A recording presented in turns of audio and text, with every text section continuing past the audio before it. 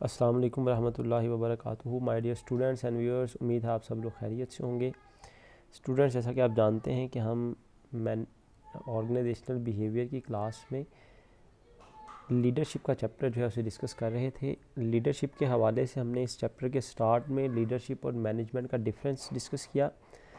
Then मैंने आपको बताया कि इस चैप्टर में हम 4 टाइप्स ऑफ थेरीज़ जो हैं वो डिस्कस करेंगे। सबसे पहले हम क्लास में डिस्कस कर चुके हैं trait theories of leadership. Then हम बिहेवियरल थेरीज ऑफ लीडरशिप हमने डिस्कस की, और रिसेंट जो लेक्चर्स थे, पास्ट लेक्चर्स, उसमें हम कॉन्टिजेंसी थेरीज जो है वो डिस्कस कर रहे थे। फेडलर्स मॉडल हम डिस्कस कर चुके हैं। Hersey and Blanchard situational leadership theory हम डिस्कस कर चुके हैं। इस वीडियो में मैं आपके साथ पाथ गोल थेरी और कंटेम्प्रेरी थेरीज ऑफ लीडरशिप जो है वो डिस्कस करूँगा। तो स्टार्ट करते हैं जी पाथ गोल थेरी के साथ।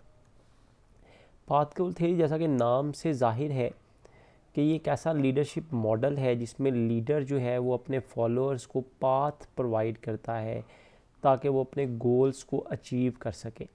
पाथ डायरेक्शन बताना, ना सिर्फ डायरेक्शन बताना बल्कि उन्हें असिस्ट करना, सपोर्ट करना, उनके साथ कोऑर्डिनेट करना ताकि वो अपने गोल्स को ईजीली अटेन कर सकें। और अंडरस्टूड है, जब ऑर्गेनाइजेशनल गोल्स जो हैं वो अचीव होंगे, जब इंडिविजुअल गोल्स अचीव होंगे तो ऑटोमेटिकली ऑर्गेनाइजेशनल गोल्स जो हैं वो अचीव होंगे। हाउस पाथ गोल थ्योरी जो है, इसकी जो बुनियाद है वो ओहायो स्टेट्स की स्टडीज़ पर और एक्सपेक्टेंसी थ्योरी ऑफ मोटिवेशन की बुनियाद पर रखी गई। ये थ्योरी जो है, इसका फोकस ये है कि लीडर जो है वो फॉलोअर्स को इन्फॉर्मेशन प्रोवाइड करता है, सपोर्ट प्रोवाइड करता है और सारे रिसोर्सेज प्रोवाइड करता है ताकि to help them achieve their goal, ताकि उनकी मदद हो सके उनके गोल्स की अचीवमेंट में।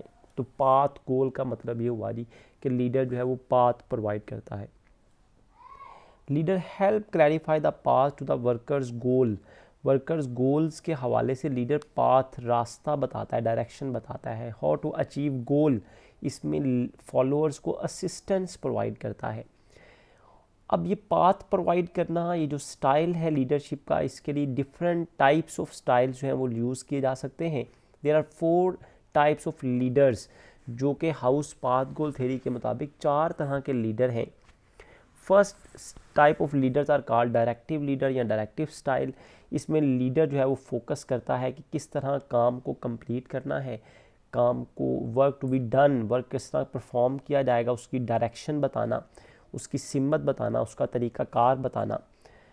सेकंड स्टाइल है सपोर्टिव स्टाइल। इसमें फोकस होता है जी सपोर्ट करना, वेल बीइंग, फलाह बहबूद के लिए काम करना, वर्कर्स की फलाह के लिए, सपोर्ट के लिए काम करना। देन पार्टिसिपेटिव लीडरशिप, ऐसी लीडरशिप है consults with employees in decision making, जिसमें डिसीजन मेकिंग के लिए एम्प्लॉय से कंसल्ट किया जाता है। मतलब कोई भी फैसला करने से पहले फॉलोअर से डिस्कस किया जाता है, उनकी पार्टिसिपेशन, उनकी शिरकत जो है वो की जाती है, फिर कोई फ़ैसला किया जाता है। और अचीवमेंट ओरिएंटेड का मतलब ये है जी, ऐसा लीडरशिप स्टाइल है जिसमें लीडर जो है वो चैलेंजिंग डिफ़िकल्ट गोल सेट करता है और फॉलोअर्स को पाथ बताता है ताकि वो चैलेंजिंग गोल जो है वो हासिल कर सकें, which is ultimately helpful in achieving the organisational goals. The path goal theory build upon previously discussed model to define the role of the leader. In this theory, it is the job of the leader to provide the follower with information, support, and other necessary resources to equip them to achieve their goals. The very name of the theory is path goal implies that if the leader is going to be effective, अगर leader को effective होना है, they must clarify the followers. उसे followers को clarify करना है। क्या clarify करना है? पाथ टू द गोल्स, गोल का रास्ता बताना है, पाथ बताना है। and in fact make the journey easier by removing the road blocks. Road की जितनी रुकावटें हैं, गोल अचीवमेंट में जितनी भी मुश्किलात हैं, उनको हल करके फॉलोअर्स का रास्ता जो है वो आसान बनाना है। The path goal theory allow for many different types of leader to be successful. However the 4 main types of leadership, path goal theory के मुताबिक डिफरेंट स्टाइल हैं लीडर के, लेकिन 4 मेन टाइप जो है वो यहाँ पर डिस्कस की गई हैं। जैसा कि मैंने अभी ऊपर आपके साथ डिस्कस किया, directive style, supportive style, participative style and achievement oriented style. तो ये लास्ट कॉन्टिजेंसी थ्योरी थी। कॉन्टिजेंसी थ्योरी जैसा कि हम डिस्कस कर चुके हैं, 3 तरह की थ्योरी थी। फेडलर्स मॉडल था, Hersey and Blanchard situational leadership theory थी और पाथ गोल थ्योरी थी। नेक्स्ट हम डिस्कस करते हैं जी, that is contemporary issues, Vroom Yetton leadership participation model, और इसके बाद हम जितने भी डिस्कस करेंगे those are contemporary issues in leadership, contemporary styles of leadership. Contemporary issues of leadership में सबसे पहले जो थ्योरी हम डिस्कस करने जा रहे हैं, ऑल दो इसकी बड़ी थोड़ी सी डिटेल अवेलेबल है, लेकिन ये कंटेम्प्रेरी इश्यूज़ हैं, मॉडर्न इश्यूज़ हैं जो कि लीडरशिप में कंसिडर किए जा रहे हैं, जिनके ऊपर रिसर्च की जा रही है। One of them is Vroom Yetton's leader participation model. Vroom Yetton leader participation model जो है ये 4th कैटेगरी में आता है। देखें, सबसे पहले हो गया जी ट्रेड थ्योरी, उसके बाद behavioural theory, then contingency theories of leadership, और अब है contemporary issues in leadership, recent issues जो लीडरशिप को फेस करने पड़ रहे हैं, लीडरशिप के रिसर्चर्स को फेस करने पड़ रहे हैं, या उनको उस पर स्टडी कर रहे हैं। Vroom Yetton leader participation model क्या है? How the leader makes decision is an important to what is decided. इसका मतलब ये हुआ कि लीडर जो है वो उसका काम सिर्फ फैसला करना नहीं है, important is what is decided, decision important है। सिर्फ फैसला करना लीडरशिप नहीं है, किस किस्म के फैसले किए जाते हैं, किन हालात में किए जाते हैं, तो ये बड़ा इम्पॉर्टेंट है। क्योंकि जो सिचुएशन होती है, जो हालात होते हैं, एनवायरनमेंट जो होता है, वो लीडरशिप के स्टाइल को इम्पैक्ट करता है। सिचुएशन के मुताबिक फ़ैसला करना और सही फ़ैसला करना, ऐसा फ़ैसला जो इफ़ेक्टिव भी हो, that is the prime meaning of this theory. The situational factors, situational variables जो लीडरशिप के फ़ैसला करने की सलाहियत को इम्पैक्ट करते हैं। सम टाइम वो सिचुएशन लीडर को सपोर्ट करती है, उसका फ़ैसला अच्छा हो जाता है, और सम टाइम ऐसी सिचुएशन होती है जिसको लीडर हैंडल नहीं कर पाता, समझ नहीं पाता, और उसका फ़ैसला जो है वो गलत हो जाता है। Situational variable interact with leadership attributes to impact the behaviour of leader. Situational variable जो है वो लीडरशिप के एट्रीब्यूट्स को इम्पैक्ट करते हैं और लीडर का बिहेवियर उससे असरअंदाज होता है।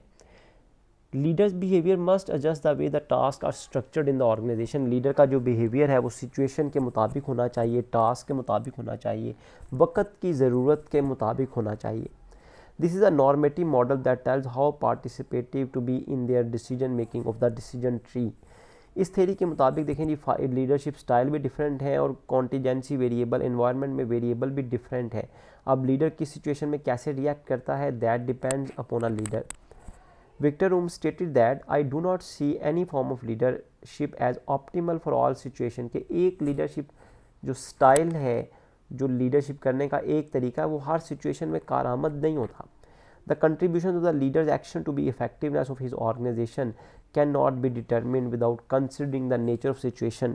लीडर के एक्शंस की जो इफेक्टिवनेस है वो ऑर्गेनाइजेशन उसके डिसीजंस पर इम्पैक्ट नहीं करती, बल्कि वो नेचर ऑफ सिचुएशन पर इम्पैक्ट करती है कि सिचुएशन कैसी है जिसमें लीडर को फैसला करना पड़ा।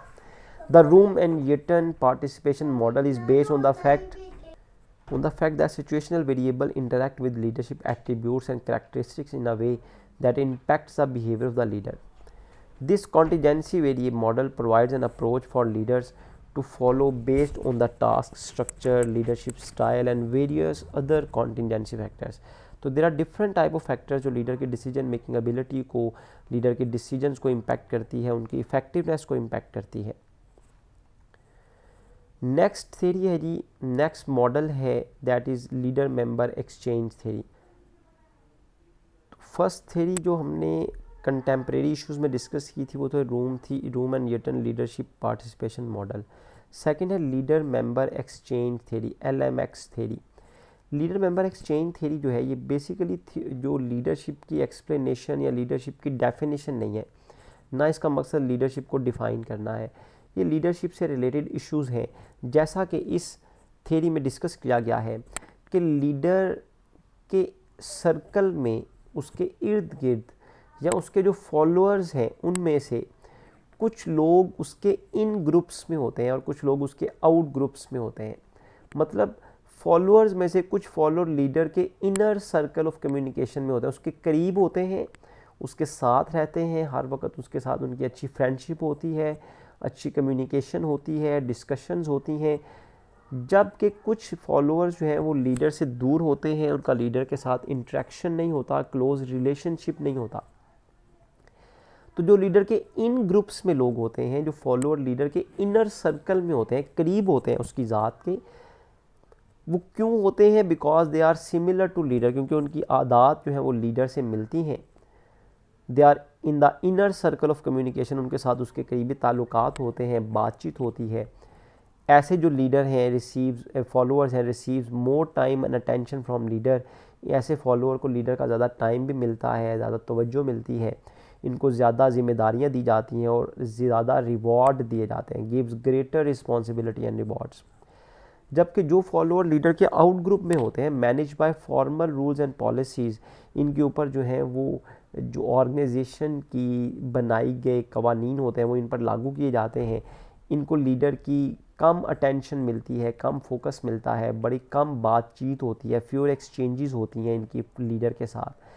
दे are more likely to retaliate against organisation, ये आम तौर पर फिर खिलाफ वर्जियाँ करते हैं, रिटेलिएट करते हैं। फॉलोअर के हर हुक्म को नहीं मानते, क्योंकि लीडर के हर हुक्म को नहीं मानते, क्योंकि ये लीडर के इनर सर्कल में नहीं होते, इनके अच्छे रिलेशन लीडर से नहीं होते। तो दो तरह की एक्सचेंजेस होती हैं, इन ग्रुप में और एक आउट ग्रुप में। Contingency theories have failed to account for followers and heterogeneous leadership approaches to the individual workers. The leader member exchange theory begins to account for this. Contingency theories में ये चीज़ें discuss नहीं की गई, तो contemporary theory जो है leader member exchange theory जो है उसमें इन चीज़ों को डिस्कस किया गया। In this theory the premise is the because of time pressure leader very quickly form special relationship with small group of employees. The in group, उनको इन ग्रुप कहा जाता है। This group tend to be like the leader in the term of gender, race, age and other characteristics. आम तौर पर इस इन group में जो लोग होते हैं वो लीडर के ज़्यादा करीब होते हैं, उनका लीडर से अच्छा रिलेशन होता है, उनकी जेंडर, रेस, एज और अदर कैरेक्टरिस्टिक्स जो हैं वो लीडर से मिलती जुलती होती हैं। This group quickly becomes part of leaders inner circle of communication. आम तौर पर ये ग्रुप जो है वो लीडर के इनर सर्कल में आता है। And will receive more time and attention from the leader, इनको लीडर का ज़्यादा टाइम और ज़्यादा तवज्जो मिलती है। This group will experience more stress because of added work load, क्योंकि ये इन ग्रुप में होते हैं, इनकी जिम्मेदारियाँ ज़्यादा होती हैं तो इनको ज़्यादा मेहनत भी करनी पड़ती है, वर्क लोड भी ज़्यादा बियर करना पड़ता है। The outgroup is made of people who tends to be different than the leader and correspondingly receive fewer exchanges. As a result, they are more likely to experience stress because of their relationship and may retaliate against the organization as they become discontent with their assignment. क्योंकि ये अपने assignment से, अपने काम से मुतमईन नहीं होते, इस वजह से ये आम तौर पर retaliate करते हैं और इनको लीडर की तवज्जो हासिल नहीं होती। तो ये दो थेरीज हमने डिस्कस की हैं जी कंटेम्प्रेरी इश्यूज़ में। नेक्स्ट वीडियो में मैं आपके साथ मज़ीद एक थेरी जो है जो करिज्मेटिक लीडरशिप स्टाइल है उसको डिस्कस करता हूँ। फिर लास्ट में हम ट्रांसफॉर्मेशनल और ट्रांजैक्शनल लीडरशिप को डिस्कस करेंगे, बड़ा इंपॉर्टेंट टॉपिक है। तो नेक्स्ट वीडियो में इंशाल्लाह ताला ये दोनों थेरीज जो है इनको डिस्कस करेंगे। और छोटे छोटे इश्यूज़ हैं, कॉन्सेप्ट हैं, authentic leader, ethics and leadership, trust and leadership, और ट्रस्ट इज़ डेवलप, इनको डिस्कस किया जाएगा। तो भाई आप इसको अच्छी तरह से स्टडी करें। इंशाअल्लाह नेक्स्ट वीडियो में करिज्मेटिक लीडरशिप और ट्रांसफॉर्मेशनल लीडरशिप मैं आपके साथ शेयर करूँगा। जज़ाकुमुल्लाह खैरा।